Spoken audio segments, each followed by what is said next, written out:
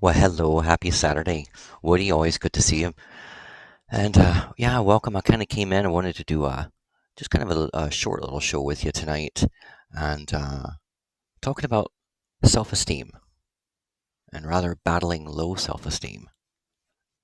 This has been something that kind of ties in a little bit with where I'm going to be going for this entire upcoming week. So I thought I'd kind of toss in a couple of extra shows here over the weekend as I've been sitting back chilling. I've had a lot of at home time getting over getting over the oral surgery stuff and everything. That's never fun. I do not like the dentist. That is one doctor you can keep.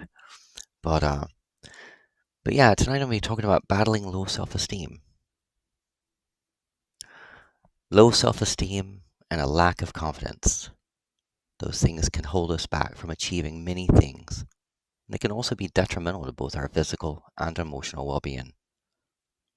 It often begins in childhood, where many of us are conditioned by the concept of reward for things we do well and punishment when we do not do as we're told. However, most of us are still brought up by our parents with them having instilled in us some sense of self-confidence and belief in ourselves, which enables us to overcome most setbacks or rejections, even if they've had to resort to occasionally negative comments to enable us to make sense of what's right and wrong. However, if you've been brought up on the receiving end of constant criticism, which is unjustified and not constructive, then it's likely to result in you having extremely low self-esteem, and you'll inevitably exhibit a lack of confidence in most of what you do. Now, other causes of low self-esteem, like even the most confident of adolescents can still grow up to experience low self-esteem and to feel unworthy. Adult life can be tough, and it can sometimes feel like the survival of the fittest. And we are all at some point going to bump into people who try to belittle us. It is important, however, to realize that the ways in which people try to do this simply demonstrates their own lack of confidence and how much that they're lacking emotionally. Tactics which are used to undermine self-confidence can include being continually blamed for things when it's not our fault, being constantly ridiculed or humiliated, being told how useless we are and that we will never amount to anything, being constantly criticized, having demands or expectations placed upon us which are inconsistent, or being told that we are solely responsible for someone else's unhappiness, and on an even more serious level, being physically punished or bullied or abused in that manner. So, how do we get around to improving self-esteem and boosting our confidence? Well, firstly, you need to become more accepting of yourself and to realize that nobody's perfect and that we all make mistakes from time to time and that this is natural and perfectly acceptable. Another method of boosting self-confidence is to recognize our talents, abilities, good qualities, and to constantly remind ourselves of these and to give ourselves a pat on the back whenever we're able to utilize those abilities and qualities for the benefit of ourselves and others. I like to have people, a lot of my patients, really building a pattern of self-affirmation, you know, positive affirmations for ourselves. And it might sound silly sometimes, but there is a healthy aspect of being able to sometimes look in the mirror at yourself and give yourself some words of encouragement, give yourself some positivity. Another thing is never shy away from risks. You can end up stifling your own personal development and become more afraid to take risks if you're perpetually doing the same thing repeatedly because it is something that you just know that works. But life is an evolutionary process and things change all the time. For you to become more confident, it is crucial that you try out new experiences and embrace challenges and risks and see them as an opportunity for growth as opposed to, you know, something that you're supposed to be afraid of. Do not judge yourself by competing with others. Remember, everybody's different. Some of us can jump higher than others. Some of us can spell better. But it's important that we only aspire to do and to be the best that we can and not to compare ourselves with the achievements of everybody else.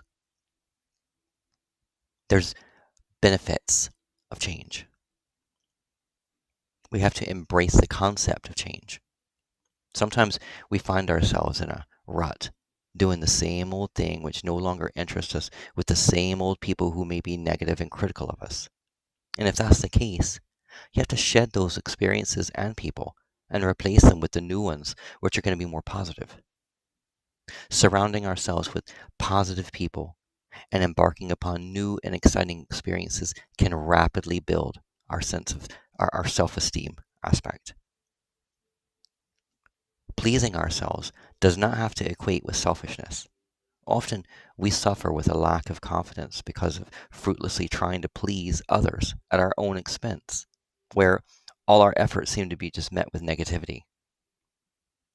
Like so many areas of personal growth, building or rebuilding your self-confidence is something that everybody can do, providing they are willing to change some aspect of their life.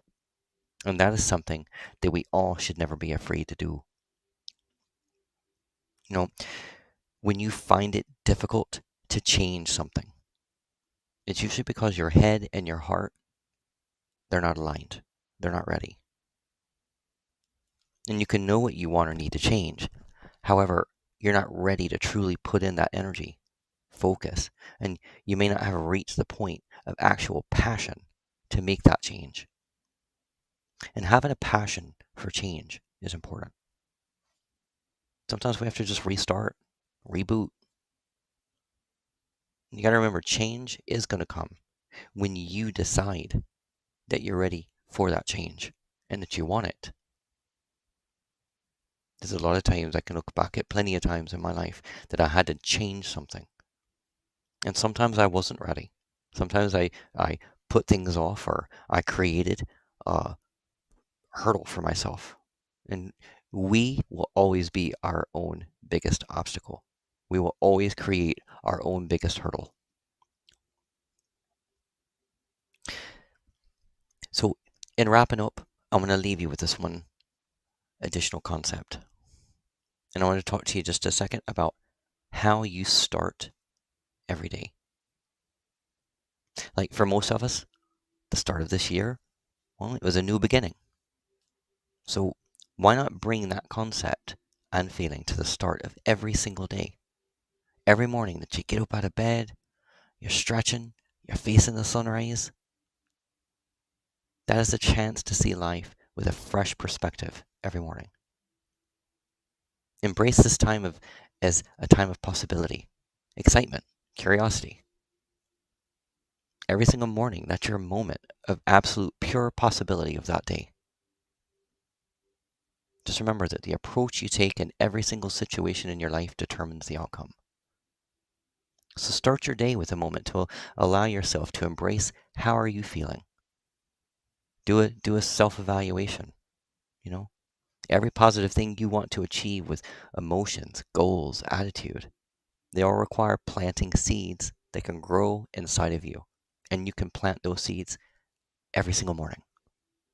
So let that be a time for just kind of preparing what you're going to do with that day, what you're going to do with yourself. And just remember, a new day, a new chapter, and it's all about your own choice. Thanks for sitting here with me for that. And Woody, I hope you took something positive for that. And I'm sending you much love and light. To everybody else who listens to this.